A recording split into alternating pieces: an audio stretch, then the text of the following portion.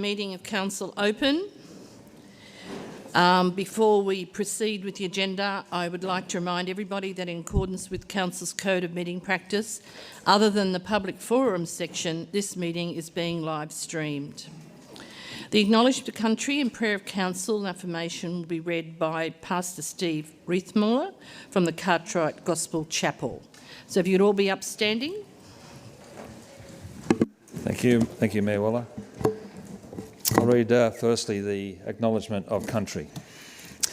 Before we begin proceedings, we would like to acknowledge the traditional custodians of the land on which we meet and their ancestors past and present, the Carbragul clan and the Darug Nation. I also acknowledge that this land was accessed by peoples of the Dhurawal and Darug nations. Now the affirmation of Council.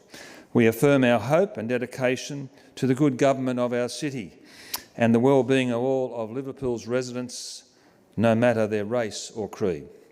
Tonight, we affirm our hope for sound decision-making by Council, which will improve the quality of life in our city.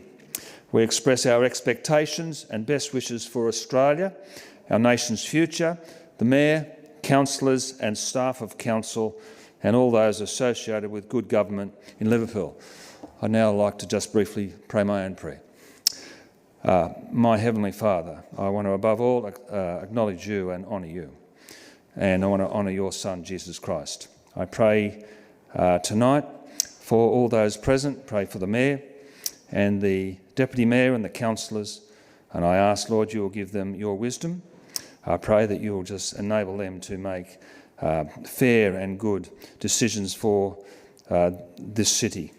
We thank you, I certainly thank you, Lord, for their community service, and I pray for your blessing upon them and their families. I just commit this whole city to you and pray that people will put their trust in Jesus too. Lord, I just thank you for your love for us all, and I give you thanks in Jesus' precious and wonderful name. Amen. Thank you. Please stay upstanding. We'll have the national anthem, hopefully.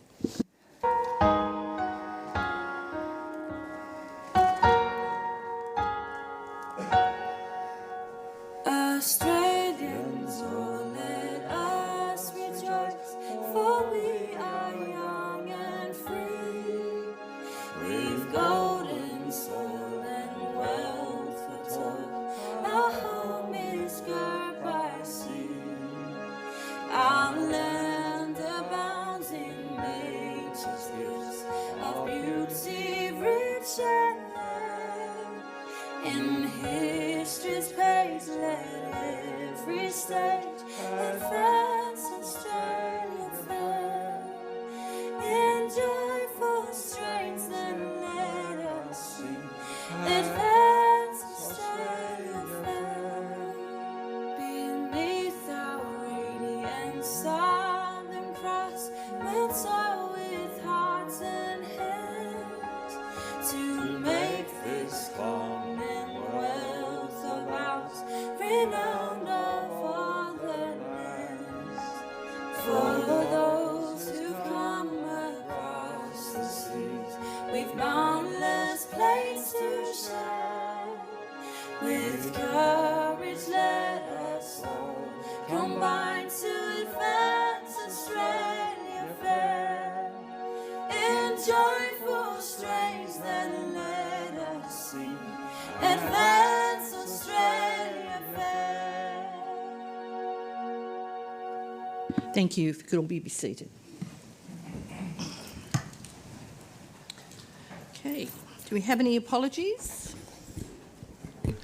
No apologies. Condolences? I think this is the first time we haven't had any for several months, so I'm pleased in a sense. Thank you. Minutes of the ordinary meeting on the 31st of July. Move that way. Thank you, Madam Mayor. Seconded. Thank you. Who was the seconder? Thank you, Councillor.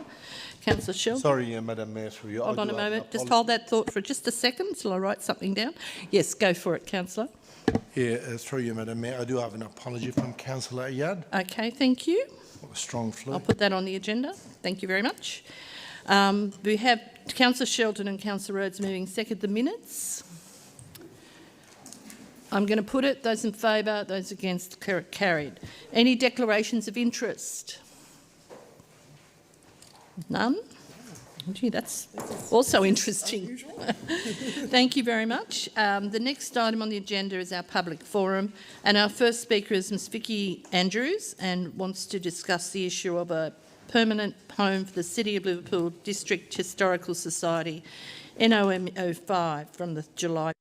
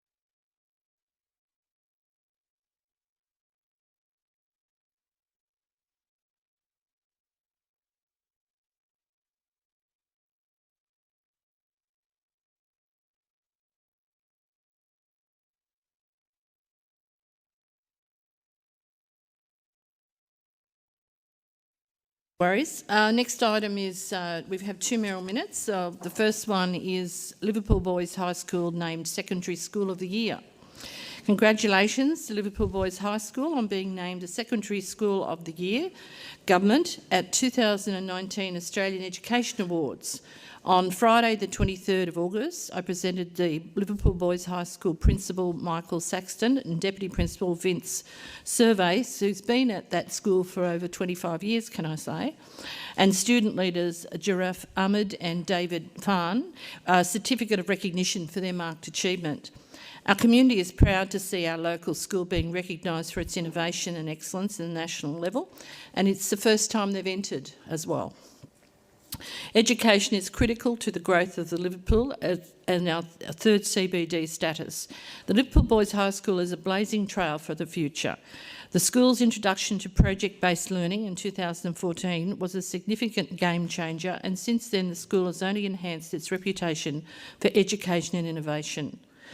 Flexible, personalised learning is a key to the Liverpool Boys' success. The school's programs, including Big Picture Academy, in which students are encouraged to pursue their passions and attend internships in areas such as physiotherapy, veterinary studies and media production. The focus is on equipping students with the skills they need for jobs of the future, many of them of whom will be in Liverpool as it thrives along Western Sydney International Airport and Aerotropolis. This award, won by Liverpool Boys High School, is a further confirmation of Liverpool's growing reputation as a centre of education excellence. The recommendation is that Council receive and note this minute. Madam Mayor, I have a question. Yes? Has this news also been promoted via Council social media or other media channels? I'll ask the CEO.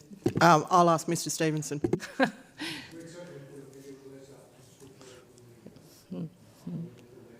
Yeah. So there's been hard media but not social media. But it's easily done, Councillor, so we can do that. Yep. No, we can do that. Madam Mayor, Yes, Councillor Howard. It's actually been on Facebook several times, and it just to add to what you're saying, as an ex-student of that school many years ago, they've always had a very good reputation, and I would like to say that they actually compete very well against private schools. I know I'm digressing, but they were saying that they formulated their program and their submission on another school from Victoria who ended up in the finals with them, and they beat them. They were very surprised. But look, generally congratulations to everybody involved. It's a fantastic achievement. The second mayoral minute is about our delegation visit to the sister city Calabria. Council formed a sister city relation with Rochelle and Calabria in 1993 to recognise the number of Italians, particularly Calabrians, who have made Liverpool their home. Council has sent 2 delegations to Calabria and received visits from Calabrian dignitaries. In recent years, Council's previous Calabrian delegates and local Italian business people have expressed the desire to strengthen our sister city relationship and to foster stronger cultural links between the two cities. And in February 2016, Council resolved that officers were to reconnect with our sister city in Calabria. Apart from English, Italian is the most widely recorded overseas ancestry of residents in Liverpool, and Council is maintaining a strong cultural connection with the Italian community through partnerships with community groups and cultural activities. Earlier this year, I attended a business lunch with the Italian Chamber of Commerce and Industry in Australia, at which there was keen interest in developing a further relationship with Liverpool and opportunities around the Western Sydney International Airport. Council's received an official invitation from the Mayor of Rochelle to visit, and Council's civic expenses and facility policy provides for a Council delegation, comprising of the Mayor, CEO and 2 other delegates, to be sent to the sister city every 2 years. Other councillors may join as official delegations with the Mayor's approval, but meet all their own costs except accommodation and other expenses agreed to by the host city. There is funding within the budget to cover this expenditure. In response to the Mayor's invitation and in the interest of maintaining strong cultural connection and relationship between these 2 cities, it is proposed that a delegation be sent from Liverpool to Rochelle in October. As suggested by the liaison of the Sister City Committee, it is proposed that the visit to Parliament in Rome be organised as part of the delegation. The official delegation is expected to be approximately 4 days. I formally move that Council note this minute acknowledging cultural connections between Rochella and Liverpool, facilitate arrangements for a delegation from Liverpool to collaborate in October 2019, funded from the Sister City program budget, with a report to come back to Council on the outcomes of the visit, and 3, determine which councillors would attend as part of the delegation. I formally move that. I'll put it. Those in favour? Sorry. Wait a minute. When is this happening? Sorry, me. School holidays in October. Not certain of the actual date right now, but it is in the school holidays. So I'll put it. Those in favour, those against, declare it carried. Now, who would like to be the 2 delegates? Councillor Bluth, put your hand up. Yes, you? Okay. When is it, Mayor? It'll be probably the 2nd week in October-ish. I'm not exactly sure of the dates, but it'll be most certainly in the school holiday period in October. You can take children with you. Okay. Yeah, I'll put my hand up, Mayor. All right. So, any other Subject delegates? to school holidays. Yeah. Any other delegates? Can I add that if people who have volunteered are unable to go, that we can actually call for another nomination? All right. So we have 2 delegates. I'll put it Councillor Bluth and Councillor Chitty. Those in favour, those against, declare it carried. Can we have a reserve, Mayor? Because I'm not sure. Reserve. Who'd like to be a reserve? Councillor Rhodes is a reserve. Okay. I'll put it. Those in favour, those against, declare it carried. Thank you.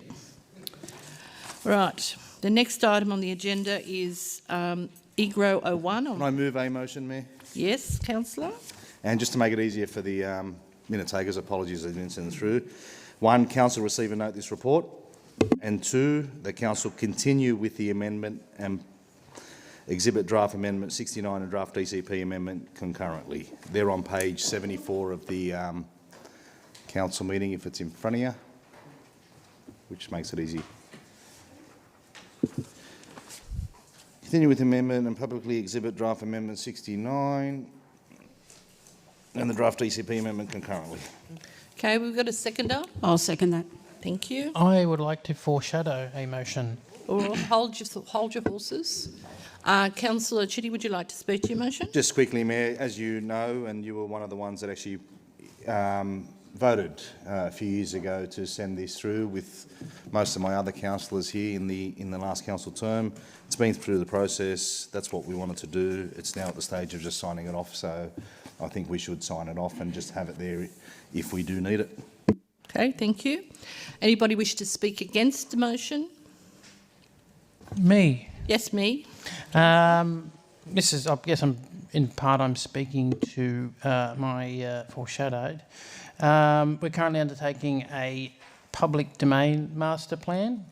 As you know, I think I'm being consistent here in saying that we should consider all the strategic initiatives that are going on when we make a decision, and so I'm going to foreshadow that we defer a decision on this until we get the master plan, the public domain master plan, just to ensure that it's consistent, that if there are any inconsistencies that they can be nutted out.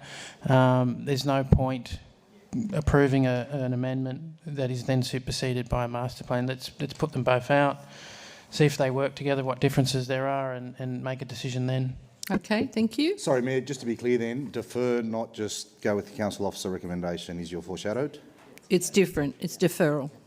All right, I'm happy But to... that's not on the agenda yet. Your motion's the one we're going to deal with first. Yeah, but I was just seeking clarification on the foreshadow if he was going to go with the council officers or if it was the deferral one. Well, I'm happy then to change mine to defer, taking on Is the board... seconder happy with that being changed? I wonder if it can still go out on exhibition anyway, so that we can get that feedback in for consideration as well. I'll ask the CEO what the process is.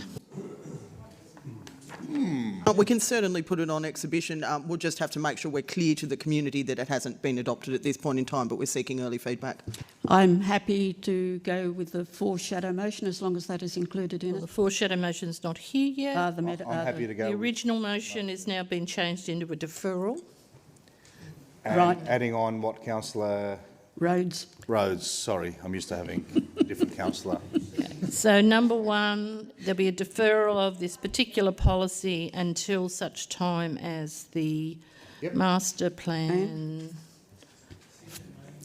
city domain is received, and Community consultation is community consultation is undertaken. Yep. All right, I think that's... Madam Mayor, can I Yes. just ask a question before we Certainly. move to a vote? Under this amendment and sort of under the retraction of the amendment, what would that mean for example, advertising of charity or not-for-profit causes within the LGA? I will ask the CEO. This is commercial advertising, so like we can put, say, the universities on the banner poles, that remains consistent. Okay, any other speakers for the deferral? Yeah, just a question. Yes, Madam Mayor. Councillor When Booth. is the master plan expected to be up? Mr Moore? Yeah, through the CEO, by the end of this year, we'll be on we'll be with council with a recommendation to put it on public exhibition. Thank you. Any other speakers against? For?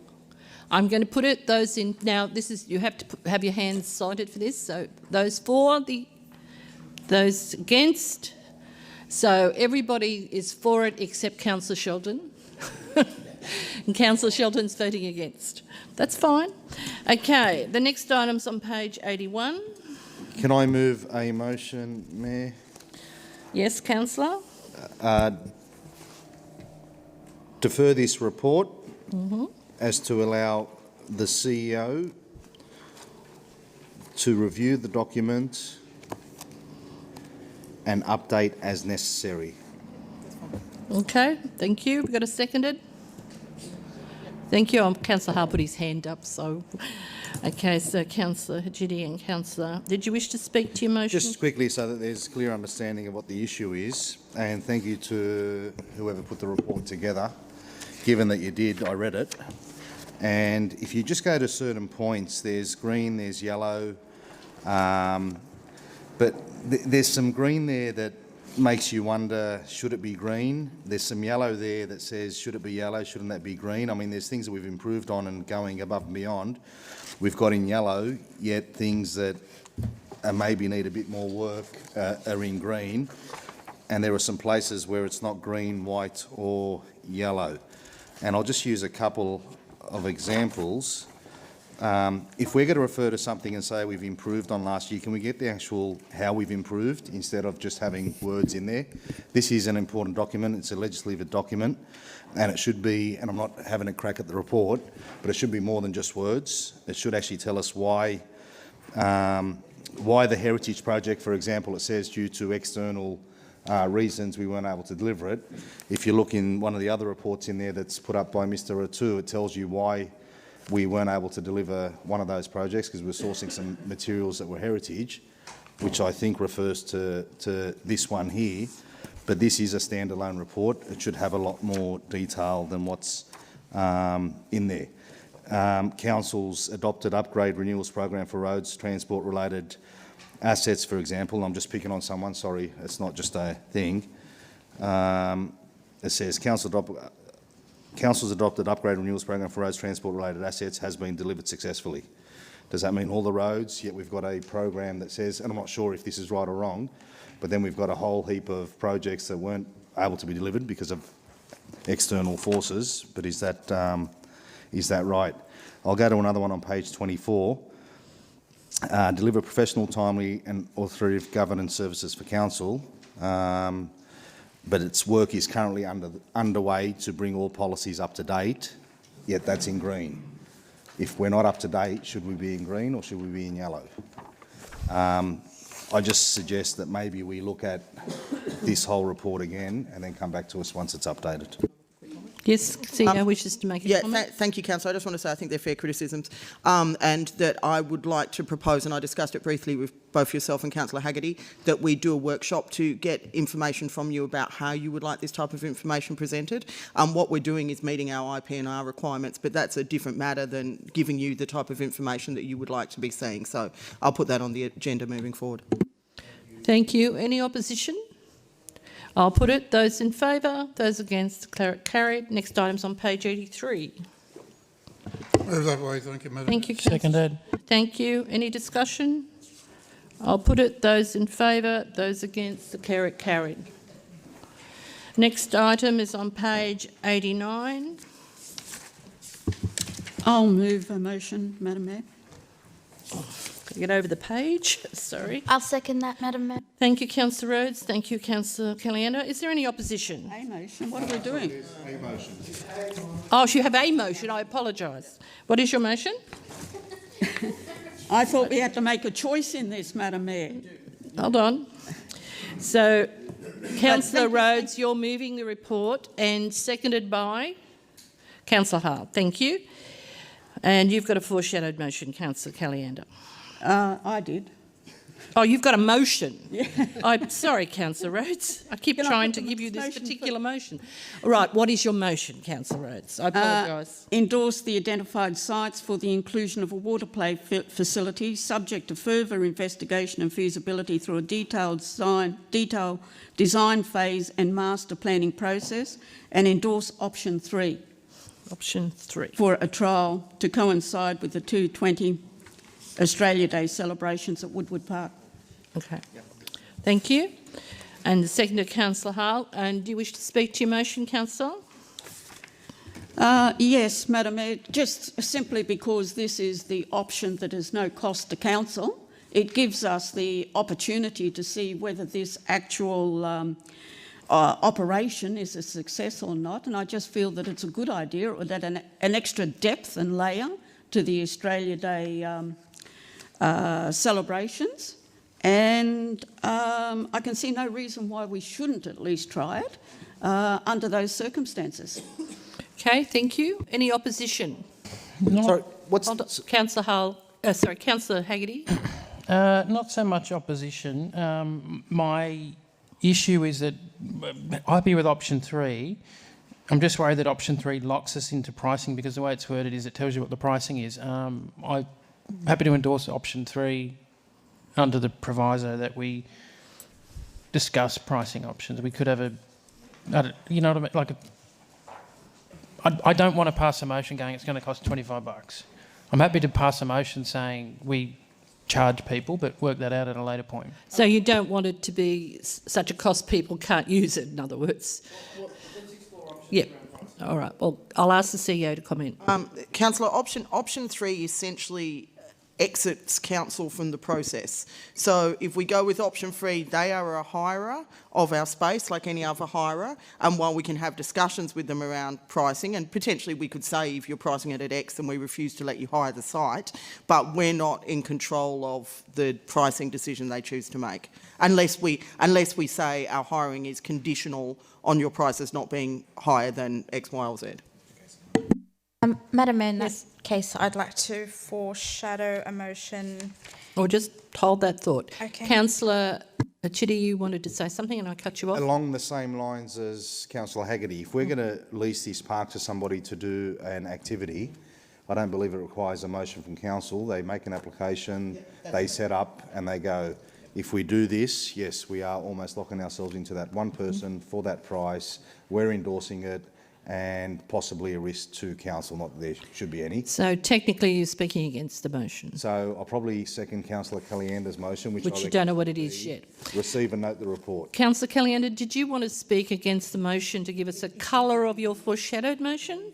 Yes, I would.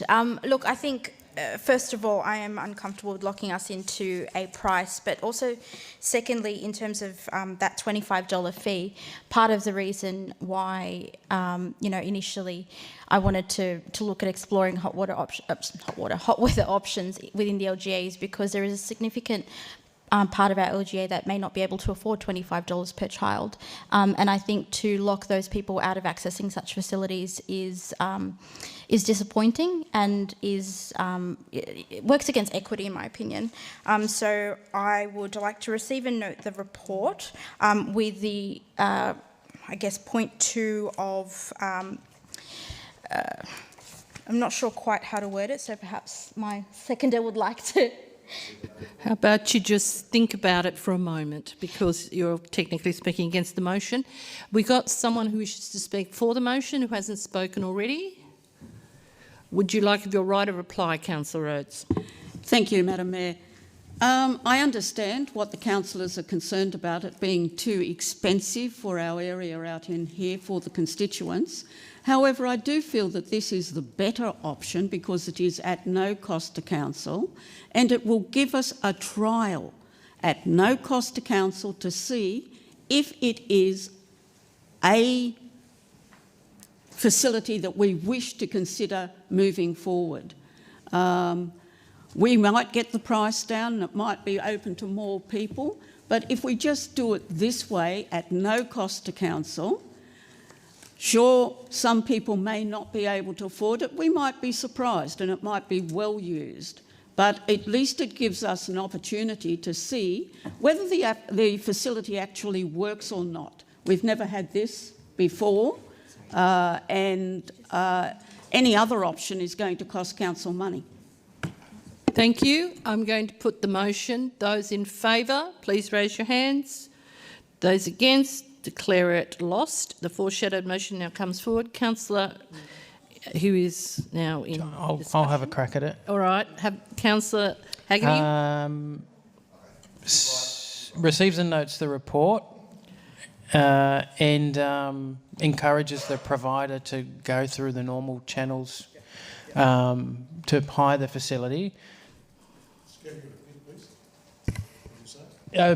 So encourages the provider to go through the normal channels. So if they want to hire it, encourage them to do so. In the case that they do that there's an agreement between them and council for council to actually gather data, work out how many people are coming, what time. So we have, I guess, a basis on which to, if next year we want to do it, we've got some numbers and how many people and what ages and where they come from and what time of day. So we've got basically some data to actually base a decision on next year. Can I have some clarity? Hold on a moment. Can I tidy that up for you, councillor? So the council receives and notes the report, encourages the provider to go through the normal channels to hire the facility, and then step 3 is directs council staff to work with the provider to undertake market research. Now, Councillor Caliander, that's in your name. Are you comfortable with that motion? That's pretty much what I was trying to express, thought it but may couldn't. have been, yes, okay. The second is happy with the wording of that motion? Yes, Mayor. Thank you. Do you wish to speak to your motion, Councillor Caliander, even though there was a little bit of help earlier? Look, I'll just add that I think given this is a trial, it's really important that we do capture data and information about how useful this is going to be in order to determine whether or not we'll continue with it. So making sure that we have that foundation of information to go forward with is going to be important. I have a question.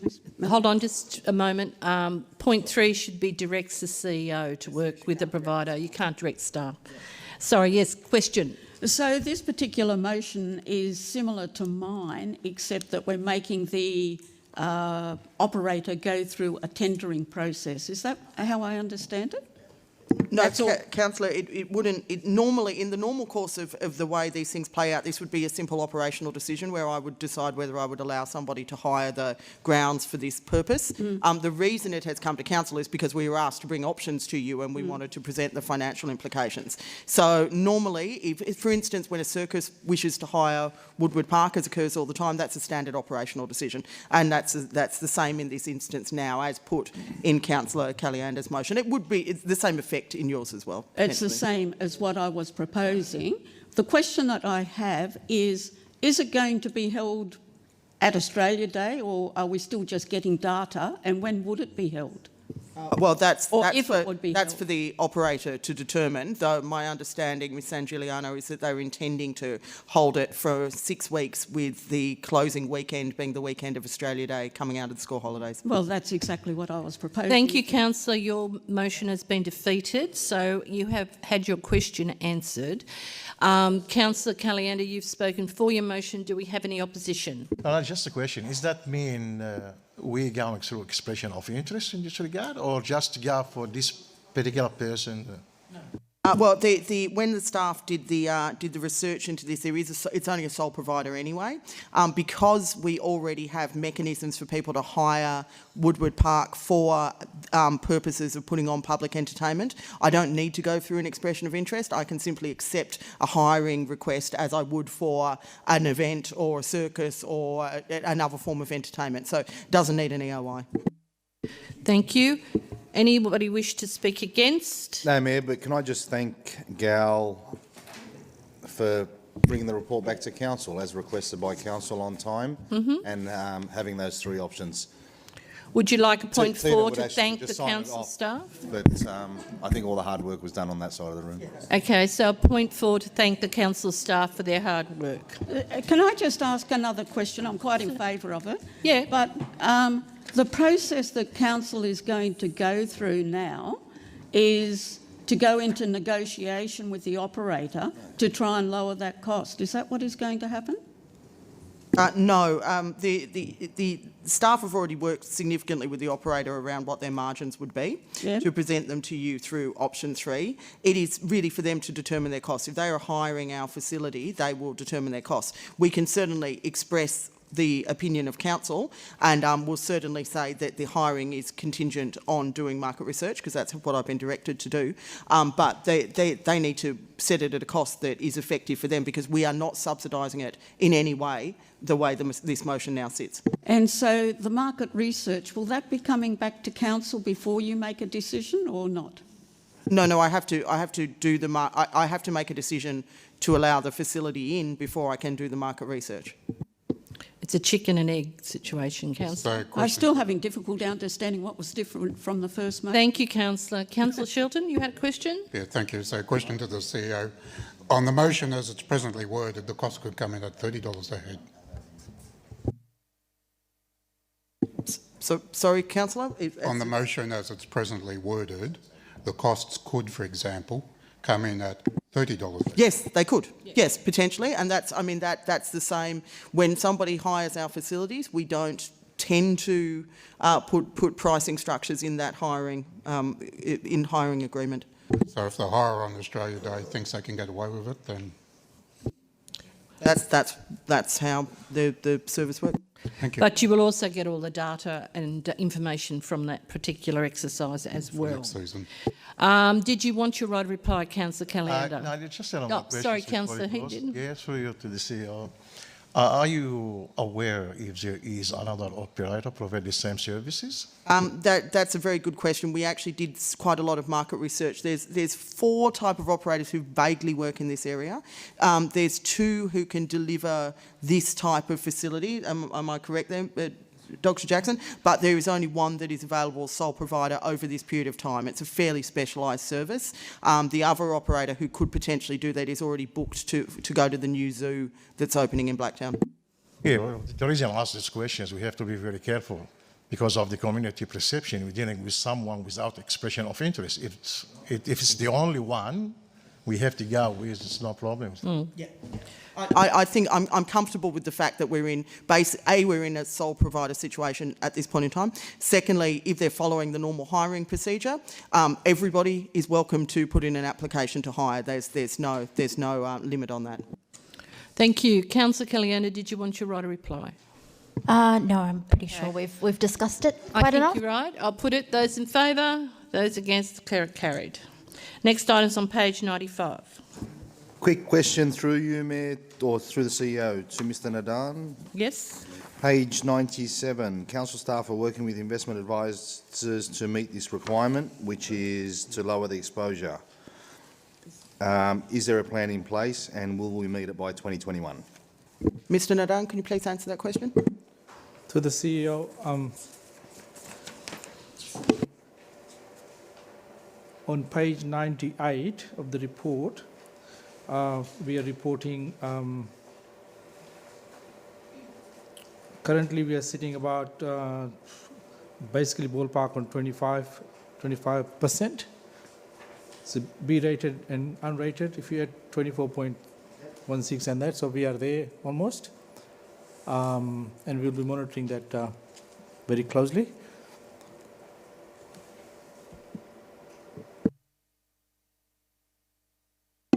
Does that answer your question, Councillor Chitty? So I suppose then why are we working with the investment advisors if we're there? Well, I guess the percentage through the CEO, the percentage will move as the portfolio baseline changes. So we'll be monitoring that. And if we, obviously in the current investment market, the interest rates that are offered by these unrated and the B category are a bit higher than the A ones. So there's a bit of a balancing act happening in terms of the interest revenue we're going to get. So if we go with all the big four which are I rated, we will be managing that baseline. Move the recommendation. Thank you, Madam Mayor. Thank you, Councillor Sheldon. Seconded. Thank you, Councillor Kadim. Any other discussion? I'll put it. Those in favour, those against, the carried. The next item is on page 107. I have a motion. What is your motion, Councillor? I could say something, but I'm not going to. Yes, Councillor, what is your motion? This stupid software keeps crashing. It is basically as per the book with a number 4.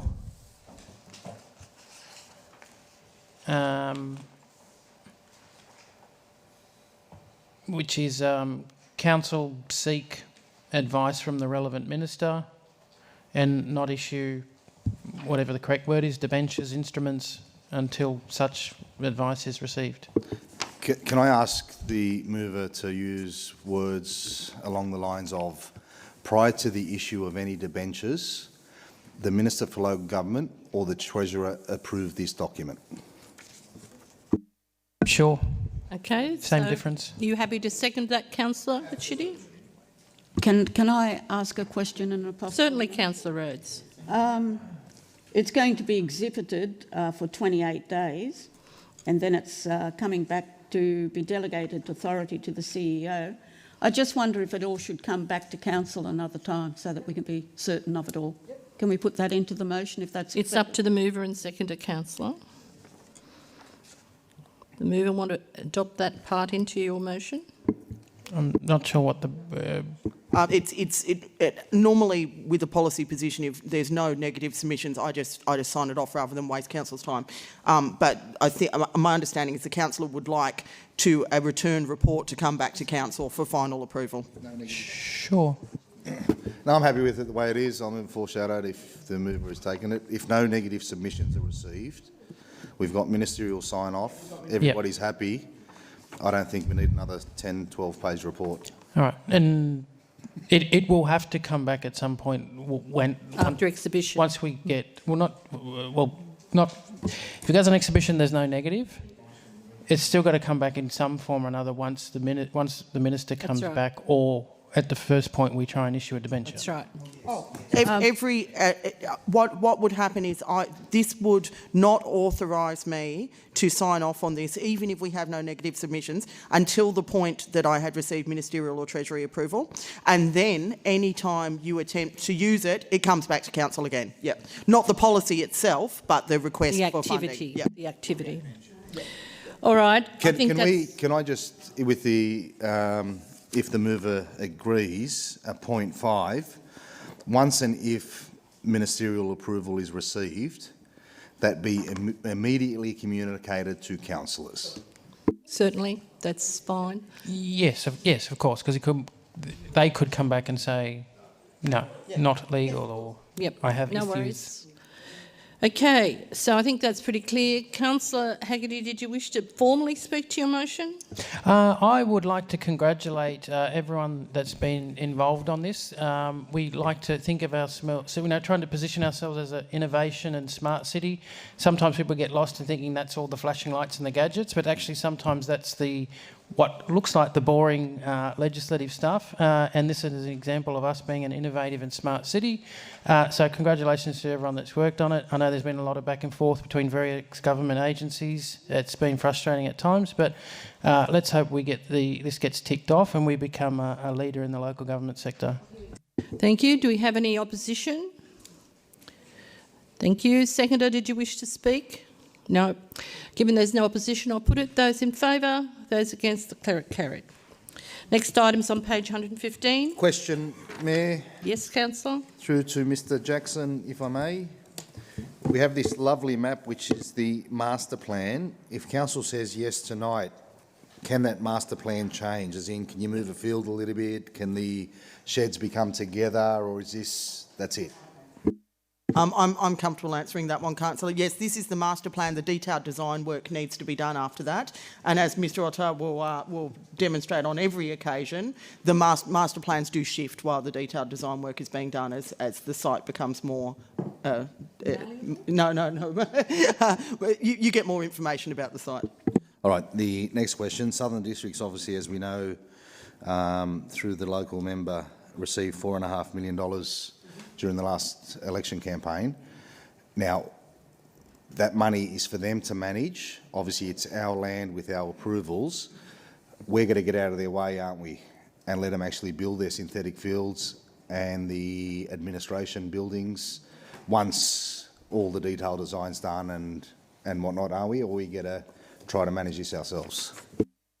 We've been in conversation with Southern Districts about that. I don't think we've landed on the final answer yet. Dr Jackson, are you able to comment? Ms Sangiuliano.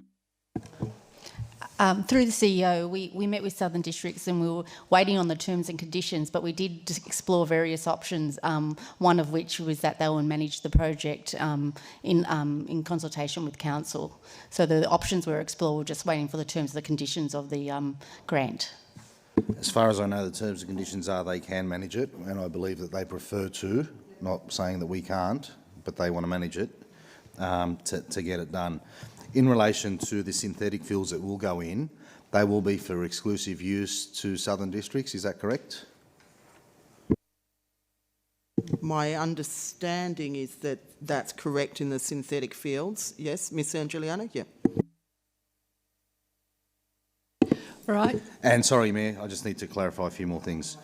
I'm 99% sure I'm correct, but I just want to take that one on notice and come back to you about it as well. Well, I'm happy to put it as part of the motion that they become exclusive to them if they're forking out $4.5 million, or the government is, and they're synthetic fields. The last thing I'd want to see is dogs pooing on it.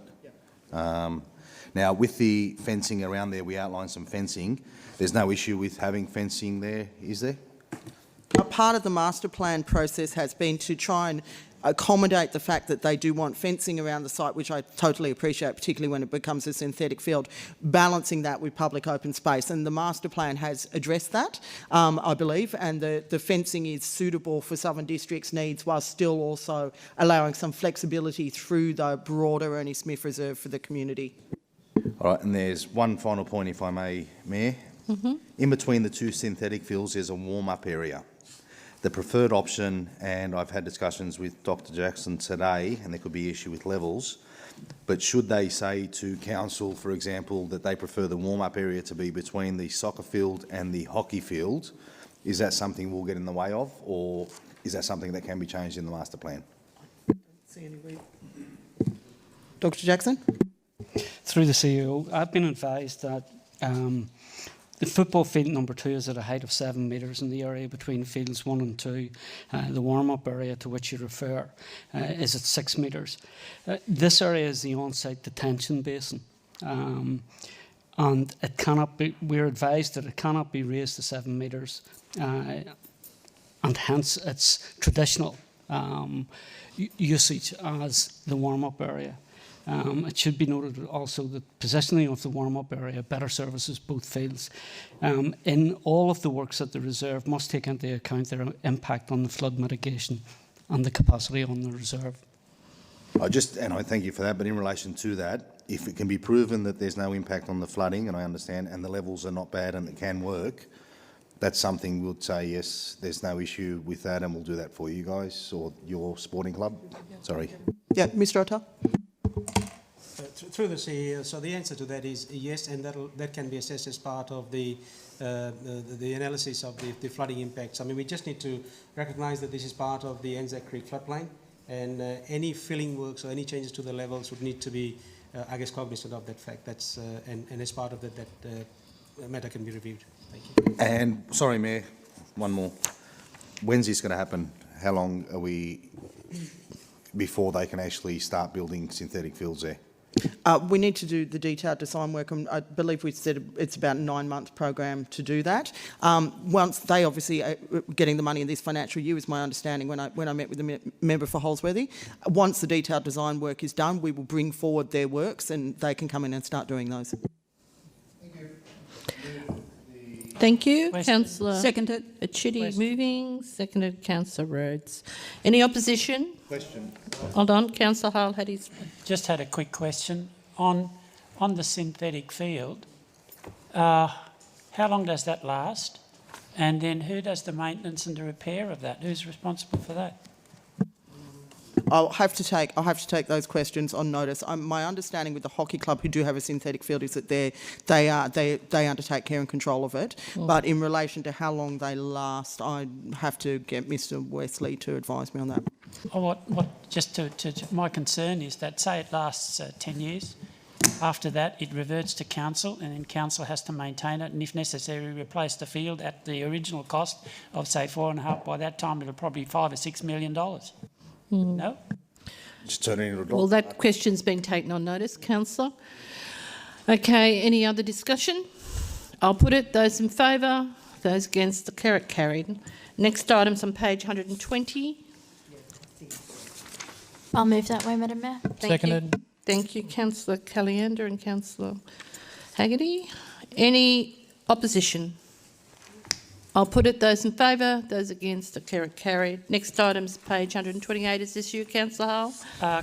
Yes. Could we move that into confidential? Thank you. Yes, under section 10 part 2, that there's legal matters to be discussed. Yes, thank you. Thank you. Closed session. As chair, I'll put that in there. Okay, next one's committee reports. Can I ask a question in relation to the Youth Council, Mayor? Yes, certainly. Just on point 2, Hold on. notes the progress of the Youth Council members supporting Council's effort to become single-use plastic-free. Do we did I miss something? Do we have a policy, or is it just something that's being talked about, or is it, because I've totally missed it if we have. This is an internal policy around my staff not using single-use plastics, although I know there's 2 sitting on my desk right at this point in time. So and we do have, and you'll see that we do have a environmentally sustainable project group who have been working on rolling that. I appreciate the irony, Councillor. So is there any plans to try to roll this policy out to the local government area? No. At this point in time, I'd seek direction from councillors if that's something. No, so there's no one's actually No. done that, have they? Good. Okay, No. I'm fine then. No. I can give some context as I attend the youth. So it was a little initiative they've started within the committee, and as part of that, with their own budget, they've got a bunch of keep cups, and it's a little initiative that they're running within. Just recycle that, please. Within the committee. So that's sort of where it's come from. Just in relation to that, Madam Mayor, I think there was actually a resolution of the Youth Council previously adopted by this council, and therefore becomes a resolution of this council that we take steps to eliminate single-use plastics. Thank you, Councillor Shelton. Always on the ball. Or on the plastic. Okay, thank you for sharing. Now, do we have any other discussion? I'll put it. Those in favour, those against. What are we moving? Sorry, we're in the committees. That was the first committee. Did you want to do them? Can we move I'll them move as a them whole? as a whole. Thank Yep. Thank you, Councillor Rhodes. Seconded. Thank you, Councillor Caliander. I'll move those in favour, those against, declare it carried. Next item's on page 172. Thank you for the answer to my question with notice. This came to me through a concerned resident who was living next door to a development which I think had changed hands. Basically, it was a knockdown rebuild. I think it's changed hands a few times, and as a result, it's become overgrown. I think it's fair to say that this resident is probably somewhat more engaged, knows about the processes, raises issues, but wasn't aware of what the process was with this. As you can see from the response there, that council does have enforcement powers. That is why I would like to put forward the following motion. Yes, what is it? That council undertake a public awareness campaign about I guess, the expected standards for the upkeep of vacant lots.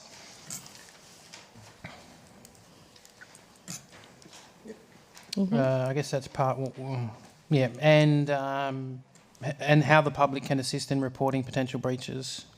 So I guess it's just let people know that own these lots. There's a certain standard that needs to be upkept, and also to let people know in the nearby neighbourhood, if they aren't, that there is a means for them to raise these issues, and that is through council and through the councillor, whatever that system's called. Yep. Yeah, I understand what you're saying.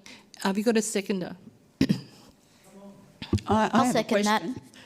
Councillor Caliander. Yes, Councillor Rhodes. Can we have a further explanation? I mean, how are we going to undertake this public awareness campaign? How do you consider that it is going to work? I would deem that an operational issue and leave that to the experts. Fair enough. Okay. Is there any opposition? I'll put it, those in favour, those against, declare it carried. There's nothing like the snakes in the grass in these vacant lots too, can I say. 173. Councillor Haggerty. Oh, it's me again. Yes, I've sent a motion through to George.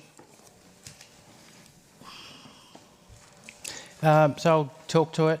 As you can see from the response, there's nothing stopping council from developing a local preferencing policy as long as it adheres with all the rules and regulations. Yep. So what I'm saying is that A, we do that, and while we're developing the procurement standards, I think as it says, we're already doing that. But there's a point too there, which is, I guess, we then look to expand that. So let's talk to the big anchor institutions in Liverpool that are going to be around for a while, that employ a lot of people. So that's the unis, the TAFE, the hospital, or local area health, and we encourage them to do the same. Okay, thank you. We got a seconder for your motion, Councillor? Thank you, Councillor Carnip. I have a question. Yes, Councillor Rhodes. What is your question? We're talking about procurement or creating community wealth building, because procurement, there's lots of different ways that council procures stuff, and I presume other people would as well. And a lot of that would be through contracts or joining in with forces with other councils, for say, and that way you get a better price. So I'm not so sure that you're going to be getting a wealth situation by buying locally, because obviously some of these suppliers that might be supplying the things that we're procuring may not be local.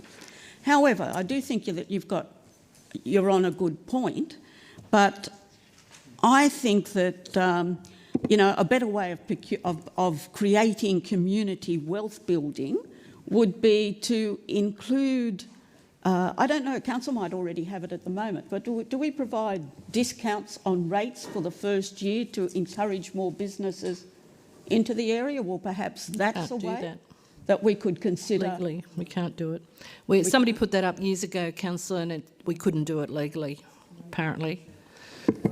I've got a question, Mayor. Yes, Councillor. Wait a moment, Councillor Haggerty. Yes, Councillor Chitty. I mean, it's here now, and there's a couple of paragraphs in there, but council has tried, or in the last term, and I think the term before, to do something like this, and it's always hit a roadblock. When has this come into place, these two paragraphs that are now saying that you can do a local... When did it change? Yeah. I think they might have to take that on notice, Councillor. All right, and then I suppose the other question is, and I might be in a way speaking against this, are we here to get value for the ratepayer? I mean, how's that going to be incorporated in here? How would you envisage that would be incorporated? At the end of the day, we are a local council and we look after the ratepayer, and it's their money we're dealing with. Mr. White, do you want to make comment? So through the CEO, the way, let's say, take a tender for argument's sake. When a tender is at the planning stage and we want to procure goods or services, we establish what's called a tender evaluation plan. And in that plan, there are a number of criteria that are set. Those criteria obviously include price, but in addition to that, other value-based measures like experience, relevant past projects and their success, and that sort of thing.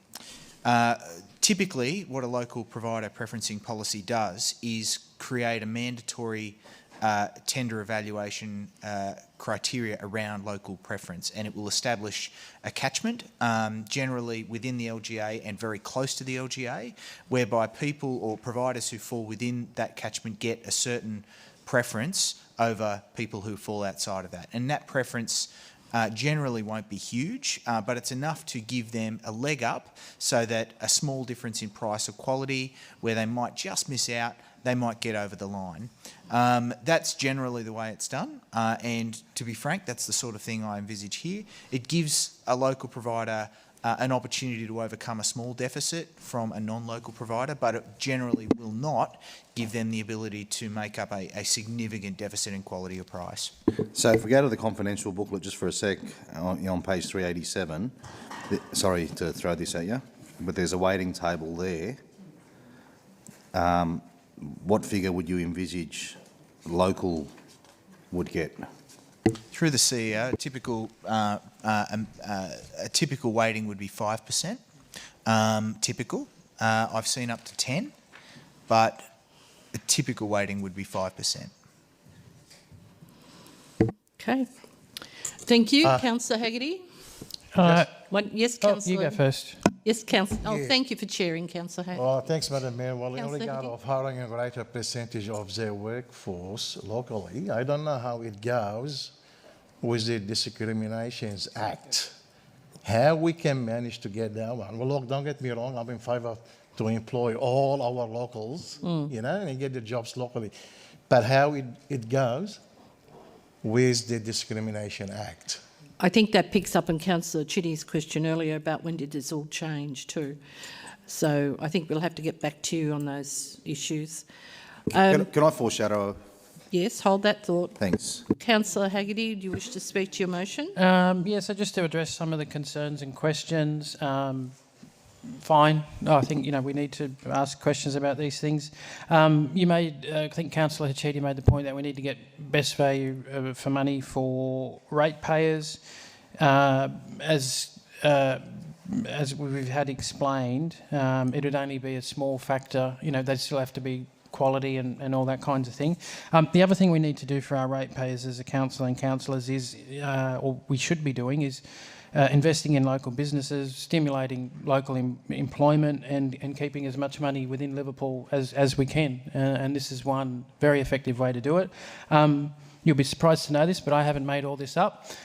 This is actually a bit of a movement that's taken off in different parts of the world. In sort of Rust Belt areas of the United States, it's been quite successful in Cleveland and also in Preston in the UK. And this is sort of the first step of that. It's about, you know, encouraging local businesses, keeping dollars in the economy, which in turn means, you know, rather than a dollar going to some multinational cleaning corporation, it goes to a local business.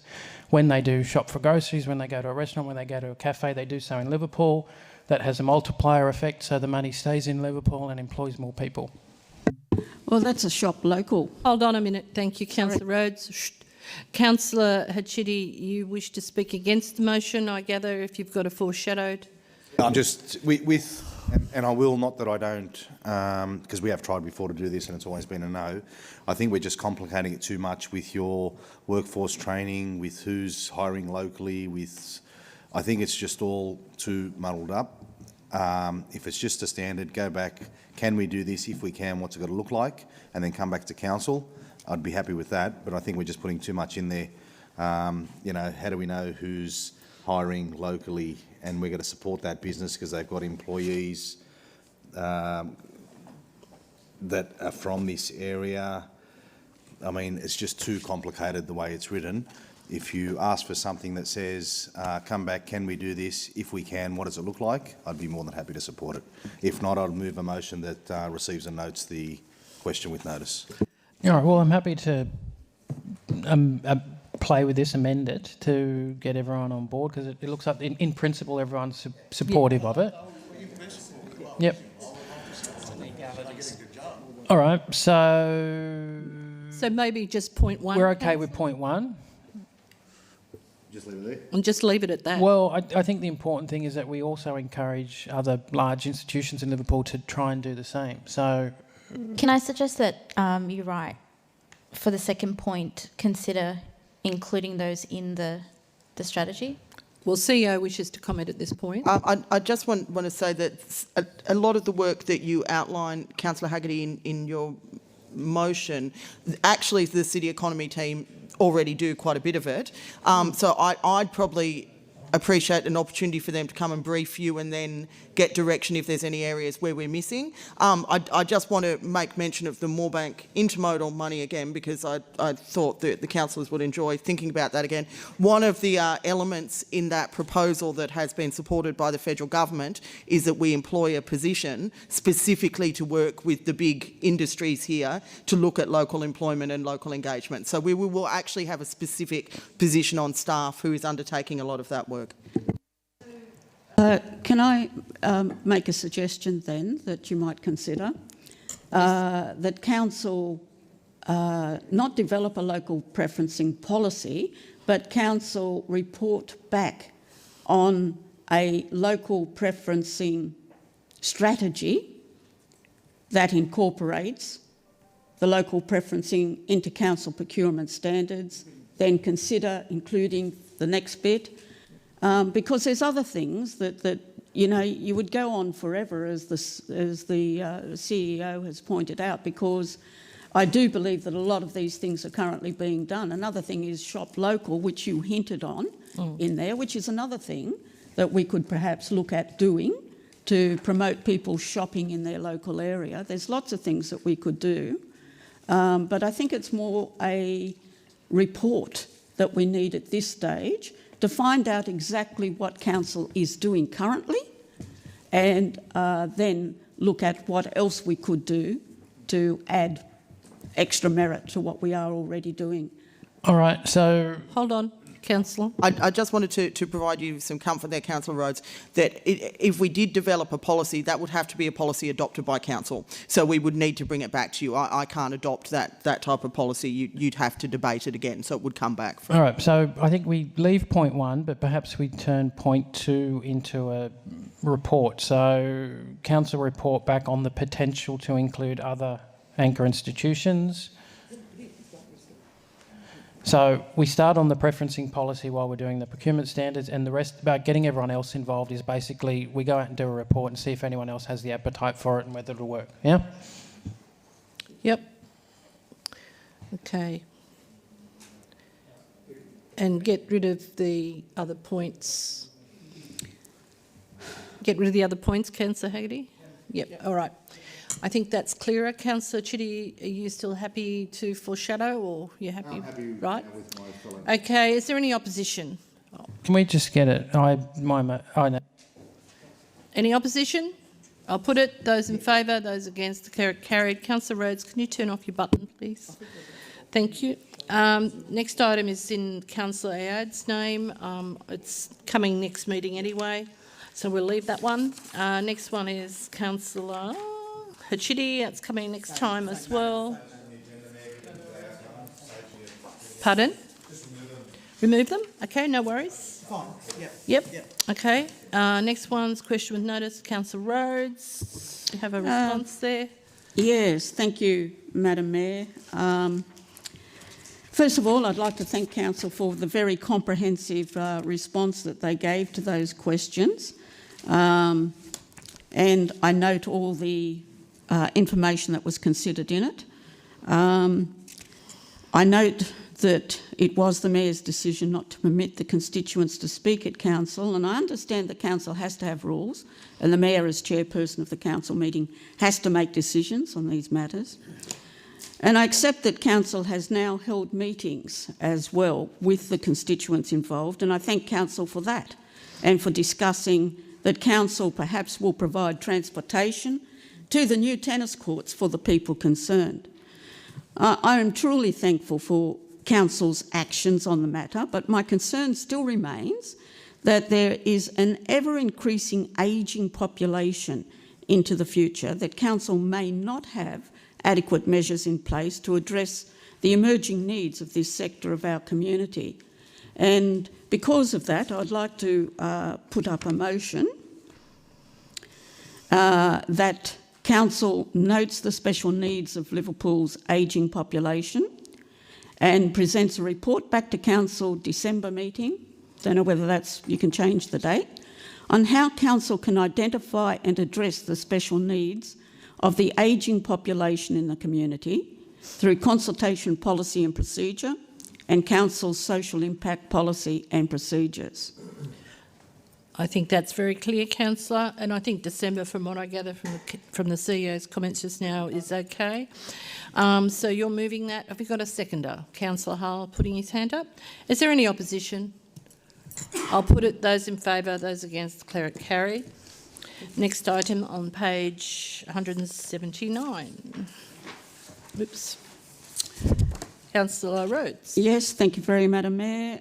Willing to wait for those figures that are supplied to the 1st of October Tourism and CBD Committee meeting. Wonderful. Okay. Next item's on page 183.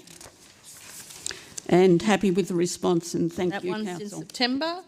And next one's 184, and I've run out of pages, so I turned the page too soon.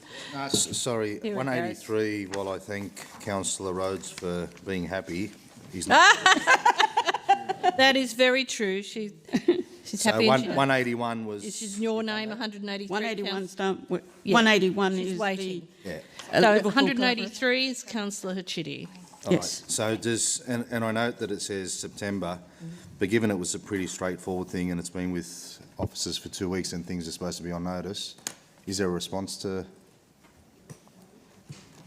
Do we know if we have a policy? I know we're saying we're going to get a detailed thing, but is there any chance of getting a verbal, given that it's been a couple of weeks? We do have a customer service policy, and we do have committed timeframes for a number of activities in the organisation. I haven't seen the full draft about this. It's very difficult to monitor email responses and telephone responses. So it's basically done on a unit by unit basis. The managers should be taking responsibility to ensure that they're keeping an eye that the standards set in the customer service policy are updated. That's my verbal response to you. But I'm also express, and I will express in response, but it's an extremely challenging piece of work to do in an organisation with 900 staff. Sorry, what is to respond or to track? To track. Okay, so, sorry, just on that, and I'll get a response next month. So do we or don't we have a policy where staff need to... We have a customer service policy that details the times in which staff are meant to respond to things. So we'll get all that next month? Yeah, absolutely. Thank you. Okay. I think we'll take it on notice rather than you see going through the webs page. Okay then, next one is page 184, and that's in Councillor Ayad's name too, and I think that might be waiting. It's waiting anyway. Okay, next item's Info 04. Can I just ask can I do a presentation, just a Madam Mayor? question, sorry, that you're on Councillor Ayad's, and I can't move anything or do anything because it is hers. We're talking about public parking here, so I'm going to ask the question. Council resolved, and you can take this on notice, a few meetings ago, that if we don't have plans in place for a car park, we're switching off the meters in December.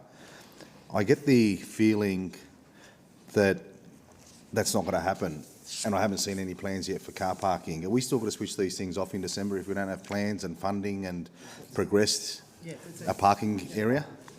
It is, well, I have a standing resolution of council and I will obey my resolution of council. You have given us to December, councillor.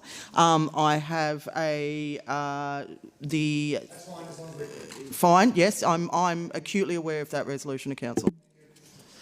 Thank you, Councillor. The next item... Can I do a presentation, Madam Mayor? Yes, is that on my thing? We're up to... Yes, well... Yep. I'll just do the addendum, if you don't mind, Councillor. It is here on my agenda, so just make sure you don't forget. Okay, on the addendum item, Middleton Drive extension. Move that way, thank you, Madam Mayor. Second that. Hold on, I have a foreshadow motion then, if you want to move that way. So we've got Councillor Chitty and Councillor... Well, what can you... When he speaks against your motion, you probably will. I'll just save us all the rigmarole. All right. Yes, I am. Why do I feel like I'm at home? Well, if the mover and seconder are willing to accept this, just that we tack on to the end here, that council write to both state and federal governments, calling on them to match federal Labor's election commitment for $2 million to fund the Middleton Drive extension. Well, I don't object to that. So one person's okay, and what about the mover? Mayor, what? No, I am the mover. It's the seconder. Yeah, I know the seconder's happy, but the mover might not. I mean, what I would, and I don't have an issue, but if Councillor Haggerty would take this on board, giving that the federal member is still the federal member, why doesn't the federal member go knock on the door of the feds and say, where's this money? I have it on good authority. She has done that. All right. Can we add that in there, and then we write to the federal member saying we support her and send us the correspondence as well? Let's really push it. I don't want to play games with this. We need this money, but you know we need to get the federal member on board. Yep. Who, with Senator Keneally and Councillor Haggerty, were happy to do photos during an election campaign. I think it's important that we keep them working as well now that they've been elected. Okie dokie. So point 4 would be to write to the federal member and say that we support their actions in regards to this matter, and to keep us informed. Or just to send us what correspondence she's sent through. Well, I don't know if you'll get that. What they've but actually done in relation to this. Yeah. Well, she's not the decision maker in this, which is why I'm suggesting we write to the people holding the purse strings, which are the relevant state and federal ministers. And if we're going to start, would you want to debate now, Mayor, or? I think at this point you probably need to, because a point 4 on the original motion would be great, but if we're not going to be in agreement, it means a foreshadowed. So, Councillor... We're fine. The mover and seconder are happy, I think. Okay, so, well, if there's no opposition and everybody understands what point 4 is, what is point 4, Councillor? I think we're in heated agreement here, Mayor. That we write to, well, we can write to the federal member, but also to the state and federal governments. And now it doesn't work. And seek their support. Seeking funding for the Middleton Drive extension. For this matter. Yep. Okay.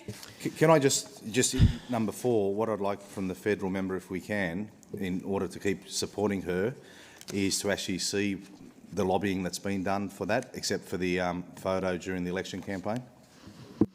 Oh, good photos. I'm reliably informed that letters have been sent. I think, Councillor, in fairness, regardless of who the federal member is or isn't, you won't be entitled to their correspondence, but you could ask them what sort of assistance they require and what sort of lobbying has taken place, so that clarifies everything for everybody's concerns. Okay. Sorry, just a question on this. Previously, and again, the issue was raised, my understanding was we had no powers to do anything until federal or state or somebody came on board. I know I'm reading this now, but for years we've been talking about this thing. Is it only funding that's ever stopped us, or is it? No, it's not funding that stopped us at all. Yeah. What has stopped us was getting the consent from West Roads and the RMS on this matter. Now we have, in principle, consent from them, as long as we hand over some cash, to start going and do the work. But I need to stress, Councillor, it's still only in principle support. They want to see the detailed design work, which is subject to the funding recommendation in this council report. Okay, and then as part of we're trying to find funding now. Part of the 7-11 plans, didn't that say that we needed this road and was budgeted in? Mr. O'Tell? Through the CEO, that is correct, Councillor. We have, at this point in time, we have $3 million provided for in the 7-11 plans. However, our current estimates for the works is close to about, between $5 and $6 million. But given that the construction is not going to occur until year 21-22, we are concurrently, as part of the design process, we're also exploring funding opportunities within other provisions of 7-11 and other grant and loans as well. All right, so let's talk, because I think in one way or the other we're going to get Middleton Grange Town Centre. When that develops, there's a whole heap of cash coming in, isn't there? That's subject to a number of the VPA negotiations. But yes, there will be 7-Elevens coming in.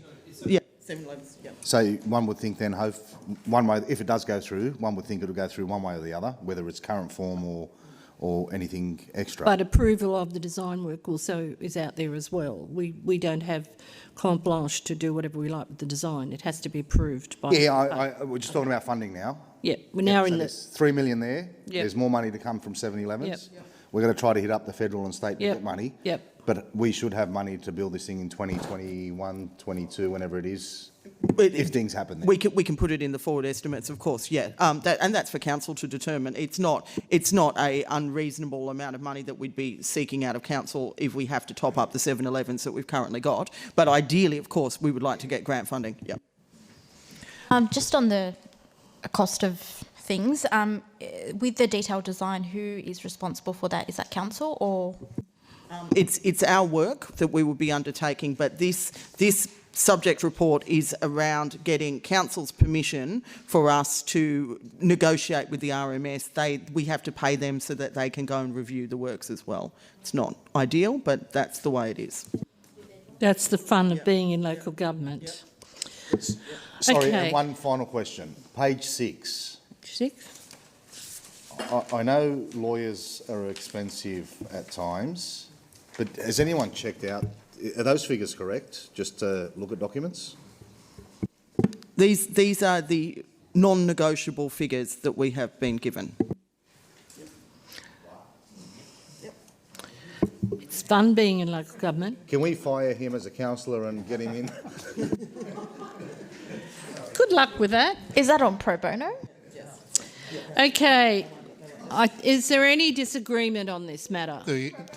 It's a form of cost shifting. It is a form of cost shifting. You're absolutely right, Councillor And there's Gilbert. been a similar discussion in the audit committee about the way the audit fees have just about doubled in the last few years. That's what's really going on. Exactly right. As I said, it's fun being in local government. Okay, I'm going to put it. Those in favour, those against, declare it carried. Thank you. Presentation. Councillor. Thank you very much, Madam Mayor. Yes, I thought it might be apt as the Treasurer of the Western Sydney Region Organisation of Councils to provide a council update on new and emerging opportunities for council through the West Rock programs, which might be of interest to Councillor Haggerty about procurements as well. West Rock is currently investigating a contract opportunity for road servicing materials that is made from recycled products. Another West Rock procurement initiative is to negotiate with a new renewable energy supplier via a power purchasing agreement that will supply cheaper electricity to residents in council's LGA and possibly under independent council's own branding. West Rock, through its outreach program, will within 12 months deliver the opportunity for collaborative procurement for rooftop solar installations. West Rock, within 2 years, will be delivering the opportunity for council procurement of transport infrastructure that delivers a low-carbon, low-cost transport solutions. West Rock Light Years Ahead program, through participating partnership, councils have converted more than 20,000 street lights to efficient LED lighting, avoiding 70,000 tonnes of greenhouse emission each year and saving 1.2 million annually. Yep. West Rock has recently met with Minister for Planning and Public Spaces, Minister Rob Stokes on the 13th of June, Minister for Energy and Environment, Minister Matt Keane, 29th of July, Minister for Local Government, Minister Shelley Hancock, 31st of July, this year to specifically address the needs of Western Sydney. Now, some of the matters raised with various ministers included urban heat mitigation and adaptation, where it was explained that heat was rising in Sydney's west at twice the rate of Sydney CBD. Our current planning systems is delivering outcomes that exacerbates urban heat and compromise the resilience and health of our communities. There is a need for collaboration across all relevant agencies to develop appropriate collaborative design and planning policies that will deliver better outcomes for our communities. West Rock asked Minister to engage with local government to review the current planning framework and to consider our SEPs, LEPs, DCPs, BASIC, BCA and the National Construction Code, considering better design outcomes. West Rock is already working with Resilient Sydney, Greater Sydney Commission and the University of New South Wales to develop a tool to assist in design and build of cooler communities. as well as also working with NAROC councils to ensure that urban heat provisions are included in the LSPS and LEP workshops. Planning for waste infrastructure and service delivery. West Rock asked that the Minister note the limited availability of land for new waste facilities and work with local government to ensure industrial lands are identified and protected from future residential encroachment. That the importance of waste delivery be elevated in planning process. The Minister recognises waste is an essential service of equal importance to electricity, water and transport. The government reinvest a greater proportion of monies collected under the New South Wales Waste Levy to enable innovative waste technologies for improved environmental outcomes through policy research and evaluation.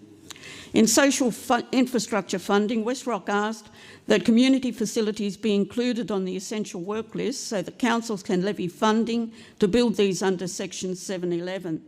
And that New South Wales Government work with councils to review mechanisms for funding regional infrastructure.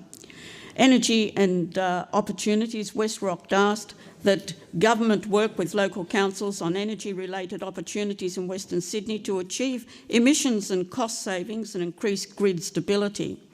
Common operating environment for local government. There is an opportunity for collaboration between state and local government to develop a best practice digital operating environment that encompasses both front of house and back of office in a similar way as Service New South Wales, providing a consistent experience for the community and baseline data sets across local government.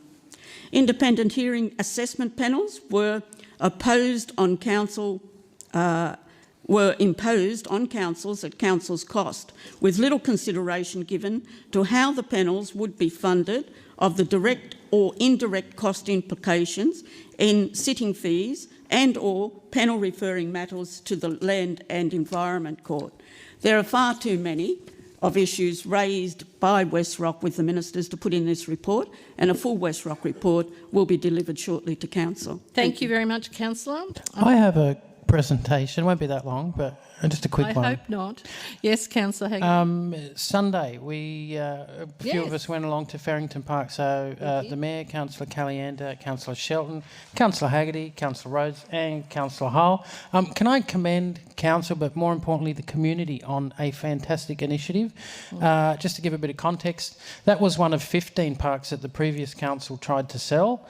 Some of the councillors got together and launched a very successful campaign, and out of that the local community there got together, said let's fix this park up, had donations from Bunnings, from Bonnyrigg Garden Centre, and now they've got an amazing gazebo, some planter boxes, a native garden, a swing which I believe council donated, and it's a very successful little pocket park. So I will be bringing something to next council about making that a pilot, turning it into a policy, and trying to see if we can do that elsewhere in the LGA, because I think there are other communities that are just as passionate and would be likely to take the lead on a project like that.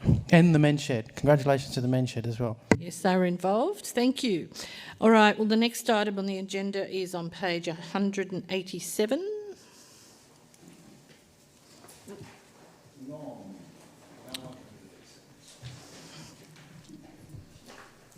I thank the CEO for her comments, which I won't be adopting in relation to the time frame. I'll move the motion as is, and I'll explain why I'm not moving from October to December. Okay, so have we got a seconder? Thank you, Councillor Didd. I have a question. Yes, what is your question? I can see the logic in where, for example, calls are recorded for training purposes in customer service, but I guess what sort of rationale is there for use of recording calls in other situations or in other roles? Can I just get some context or some examples around where that would apply? Okay, maybe we could ask the mover of the motion. Yes. Training development can happen in all organisations. Doesn't matter if you're customer service, if you're the admin team, if you're and I'm not suggesting these are the departments that get it. You're the CEO, you're the planner, you're the person that serves the infringement notices.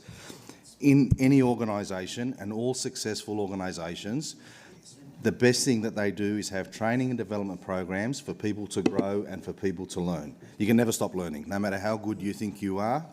And I'll use myself as an example. I think I know everything, but I learn something new every day. Doesn't matter who it's from, where it's from, no matter how much we know, we always learn something new. And we always learn from others. I mean, I learn a lot from Councillor Shelton here. I never agree with him, but I learn a lot from him. I learn nothing from you, Councillor Haggerty. But we always... Point of order. Oh, he said, what about me?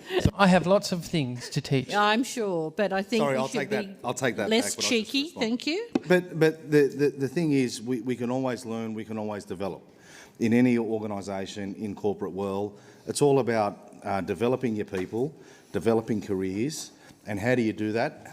Not just telling someone to go do something, it's actually listening in, not listening in as in a sense of you're praying to see what they're talking about on their personal stuff, but how can you help that person develop and grow? We just saw the biannual report where one of the points there was, I think it was only 78% of staff had plans or action plans or something in relation to that. I mean, it should be, and yes, there are some departments that probably don't have that, but it should be 100%. Everybody can learn something. Everybody needs an action plan. Everybody needs KPIs to work against. We are a council. We work for the community, and we should be teaching and helping our staff grow and develop and working through the ranks. And the best way you do that, similar to what we do in the customer service team, is in the other departments of council. And as the motion says, outside the customer service centre, and I'll leave that up to staff to say which departments they think is best, and if we don't agree, we'll just change it. But it's up to council first to come back and say, this is where we think we can get bang for buck in training and coaching. This is where it should be implemented. Yes, go talk to the relevant stakeholders, the unions, which I believe in principle have no objection to, because we've done the right thing through my friend Councillor Haggerty. Sorry? That's enough, Councillor. Keep going, Councillor Chitty. I was actually going to call him, but he said, let me look good in front of him and let me speak to him. So we left it at that. So there's people will come on board if you take them through the journey. And why not December, why October? This mentions the customer service centre thing, and I believe that policy is already 2 years overdue, or to come back to council. And if I'm wrong, I stand to be corrected. But it needs to be reviewed, and given that policy needs to be reviewed now urgently, if it is a couple of years behind from the way I read it, it was.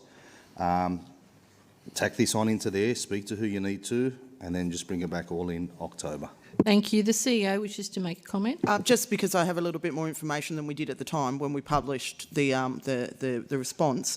The approximate cost to add in call recording and saving of approximately 50 calls happening simultaneously, noting not all staff are on their phone all the time, is about $30,000. So it's not an enormous cost outlay to council, with then an ongoing cost around $3,000 a year. So just so you councillors are aware of that, because I didn't have that information then and we do now.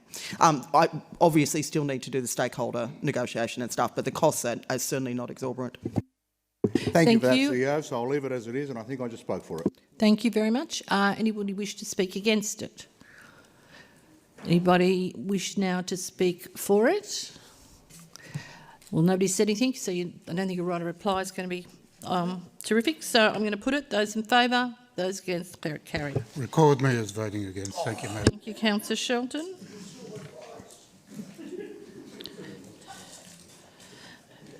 Actually, record me as voting against it as well. All right, next item is on page 384 in the confidential items book.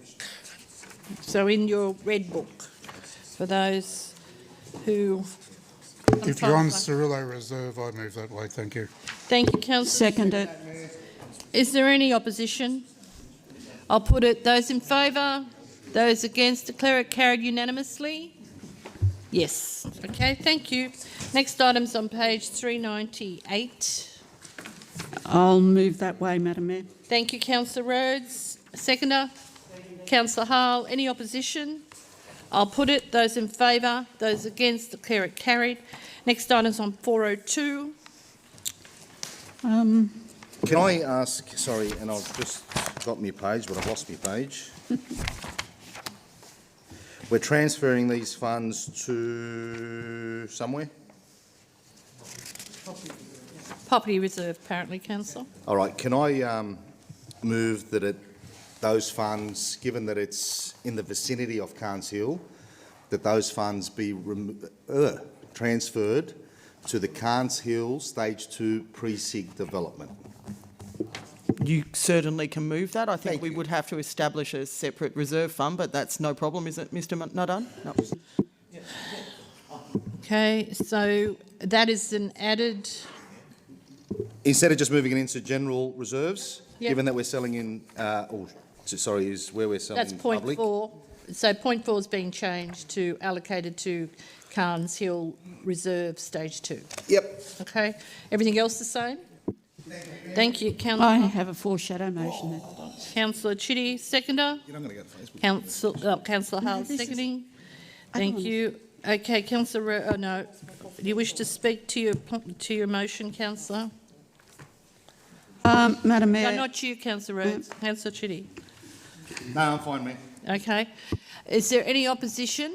You can speak against it, councillor, and highlight your foreshadowed in that speaking. Yes, Madam Mayor. I'm not so keen on selling this block of land, and my motion would simply be that council doesn't sell that lot, 1 DP, 567321, but in preference land banks, or number 2, land banks this site until there is such a time for Liverpool Council has a need to develop it.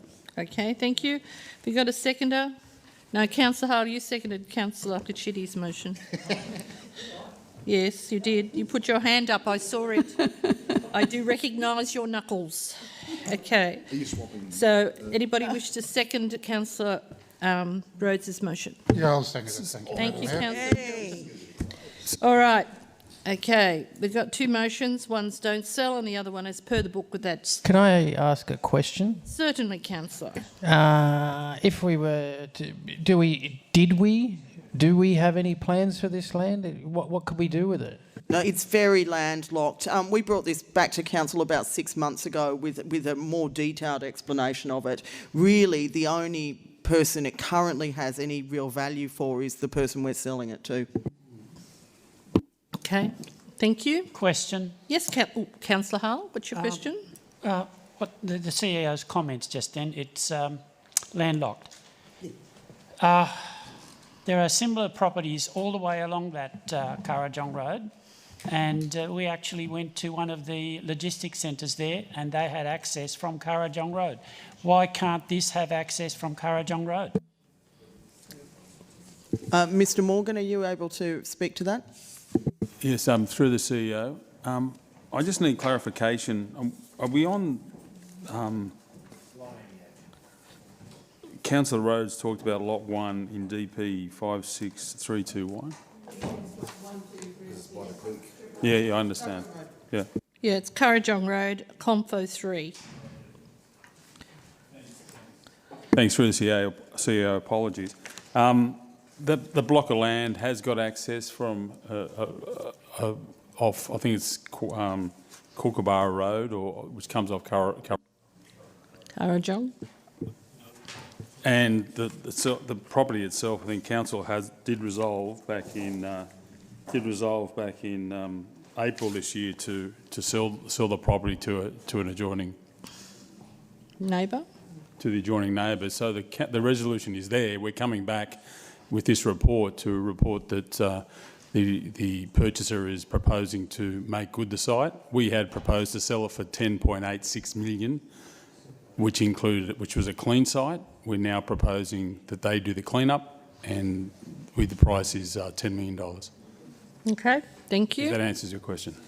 All right, we have Councillor Chitty. I think you've sort of already spoken to your motion in a sense. And when I think people are clear, we've got this motion, which is the same as the book, except with that property reserve change. I'm going to put it, those in favour. Sorry, which one have you put? This is the item which is Confo 3. It's the first motion, yours. So it's the same as the book except with the change of the reserve. Those in favour? Those against declare that it is carried, and so the foreshadow fails. Next item's on page 427. Madam Mayor, could I be recorded as not being in favour of that? Yes, certainly. You can have your name listed as against the motion, and Councillor Sheldon is also asking for the same. The next item's on page 427. What? Oh, sit down, Councillor. You're the only one standing. You're missing one. Oh.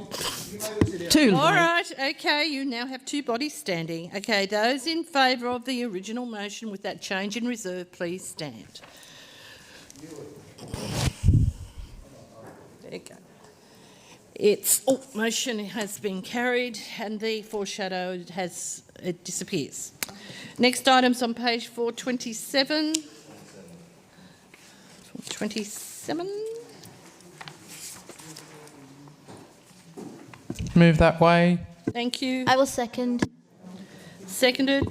I have some questions, Madam Hold Mayor. on. Was that you seconding, Councillor Caliendo? For. Yeah, yes. Yes, okay, thank you. What is your question, Councillor Rhodes? Madam Mayor, based on the report, I still have my reservations. I have no... There doesn't seem to be any assurances that there is going to be the money raised to build this compound that they're considering. And my first question would be, has Council consulted with other providers in the local government area, our area, such as the Animal Welfare League? You want to answer? I'll have to take that on notice, but the Animal Welfare League doesn't provide impounding services such as that which we currently do at Wrenbury and we're proposing going into with Blacktown. They simply don't provide that type of service. I have spoken to them, and they would be very much interested in talking to Council. And what guarantee can Council provide in regard to a no-kill policy once the animals are delivered to the Blacktown Pound? That's part of the conditions of the contract, that they honour the same conditions that we have at Wrenbury. My understanding is that that's Blacktown's conditions themselves anyway, but that's one of our conditions in terms of entering into the contract. How would you know that the animals haven't been killed? Well, we monitor any contract that we enter into. I would have to take on notice how I would guarantee that the animals hadn't been put down, but that's part of our conditions of contract. If we believed that they were in breach of those conditions of contract, then we would have to enter into contractual negotiations. Yeah. Can I also say that it's Blacktown's policy as well, and they're the people that will actually be administering the centre. And the community's pretty quick in noticing these. Very quick. I have a foreshadowed motion, Madam Mayor. All right, hold on to that foreshadowed motion. Does someone, Councillor Haggerty, do you wish to speak to your motion? Yes, it's an excellent report. I think we should note it and move on. Thank you. Councillor Rhodes, would you like to speak against the motion? Yes, I will speak against the motion, Madam Mayor, because I've spoken to constituents and they aren't very happy with this particular decision if it goes ahead by Council. They feel that Liverpool Council, being a major city in the Western City,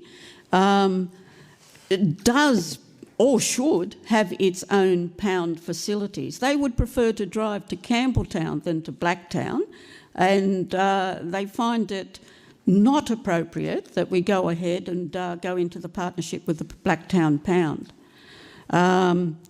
I do believe that there are other people who are in this industry who would be willing to go into a partnership with Liverpool Council. If Liverpool Council provided the land like the block we just decided to sell, and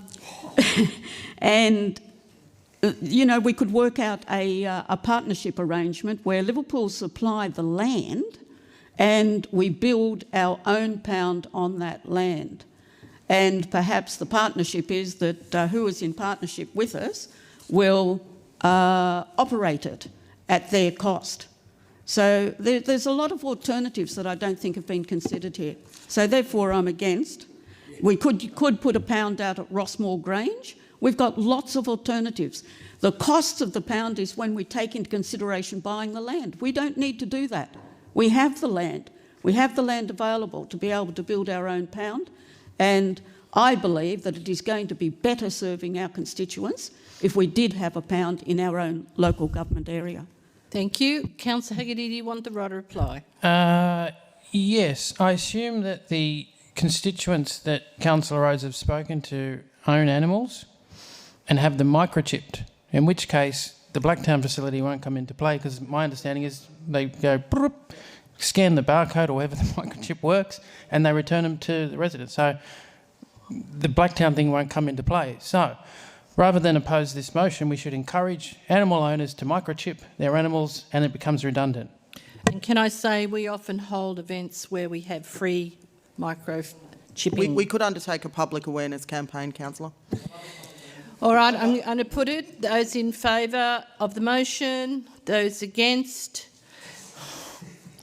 Okay, we'll do that again. Those in favour of the motion as put by Councillor Haggerty and seconded by Councillor Calienda. 4, 5. Those against. The motion is carried and the foreshadow motion dies. Next item is in confidential, so we're moving into confidential under section 10(2), I think, of the Act, to contemplate some legal issues in regards to an item raised by Councillor Harle on Info 03. So the public is now being asked to leave. Thank you.